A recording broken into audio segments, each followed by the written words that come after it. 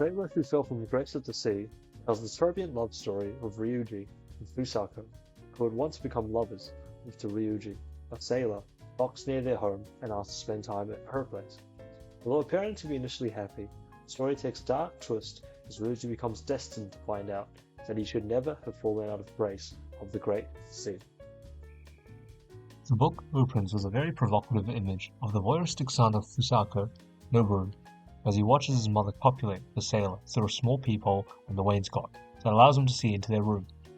In a disturbingly sensual passage, Mishima describes Noboru's experience watching his mother through the opening, taking off her clothes and inspecting the refinements of her features and her naked body in the mirror. In a strongly descriptive passage, Mishima writes, "Her shoulders, like the shoreline, sloped gently downwards. Her neck and arms were slightly tanned, but at her chest, as if an inner lamp were burning, began a zone of warm, fleshy white. Her haughty breasts inclined sharply away from her body, and when she kneaded them with her hands, the rosy nipples danced apart."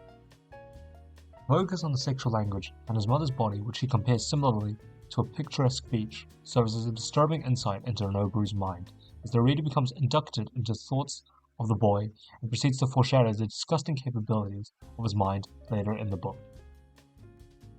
His mother, Fusako, is a widow who works as an importer for European goods, which she sells to the locals in Japan, and she is renowned for a quality of goods which are selected with fine taste from the shippers.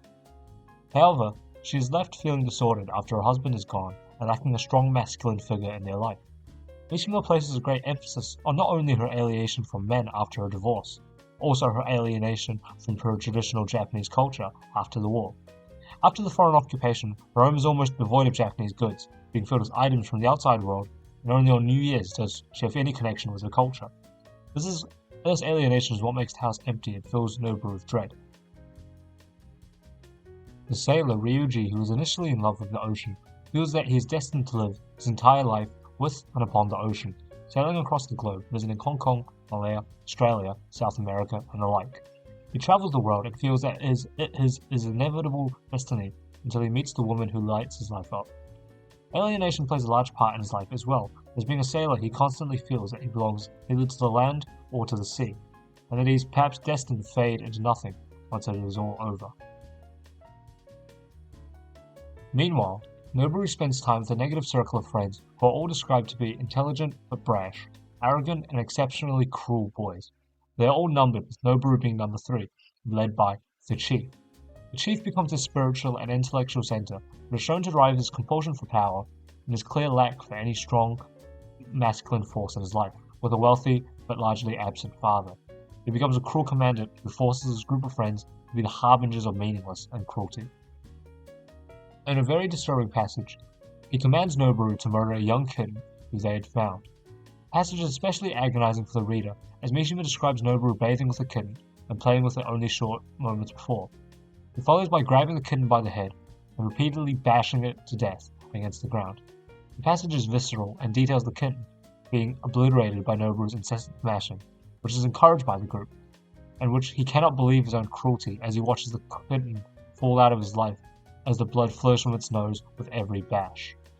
The Chief proceeds to congratulate him on his humanity after the job is finished, telling him he did well, and then proceeds to dissect the kitten in front of the whole group, taking great pride in his work. Mishima describes the kitten as a mottled mewing kitten with lackluster eyes. Noboru felt the kitten's hot heart pumping against his wet, naked chest. It was like having stolen into the shed some of the dark, joy, flushed essence of bright summer sunlight.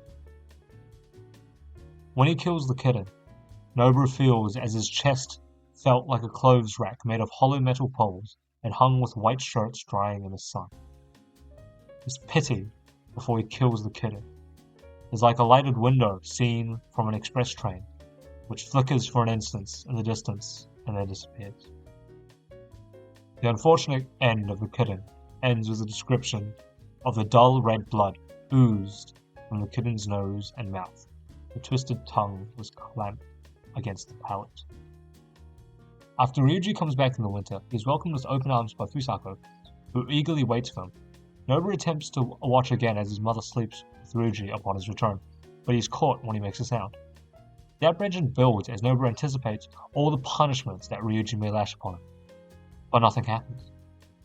Ryuji sternly asks him if he's done it, and if he has done it before, to which Noboru concedes, but no punishments are dished out.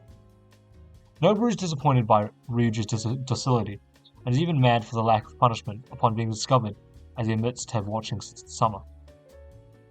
Ryuji decides to settle down and fall from grace in the sea for his new family. Noboru's mother gets to induct him on the family trade, and they decide to get married, with Noboru calling him father from that point on. Their life all seems to be smooth sailing, Fusako confirming, through the recommendation of a friend and some detective work, that Ryuji is honest about his intentions with her, and his promise to leave all his savings from his maritime adventures with her is true. One day, however, he tells Fusako that he needs to put on his old sailing uniform to meet an old friend of his. Mishima purposely introduces a side plot where Fusako is pressed by a customer who warns her that he could sail off at any moment and leave her stranded once again. She, however, doesn't heed the warning and lets him go. As Ryuji departs, however, it is revealed that Ryuji actually intends to make good on a favor to his now son Noboru, tell his sailing stories to his friends as his father. When he finds them, however, he is led away further and further, and he dismisses it initially as boys just being boys and having fun. He however fails to realize that the plot by the boys is encouraged by the chief and intended to murder him in cold blood. They lead him to a faraway place hidden from the people, and they coax him into drinking a tea laced with poison. He is none the wiser, and he follows the instructions. In his final moments, Ryuji is on the top of the hill with a view of the ocean. He can't help but stare back into the ocean and think about the sea, who he fell out of grace with, and the happiness he had upon it.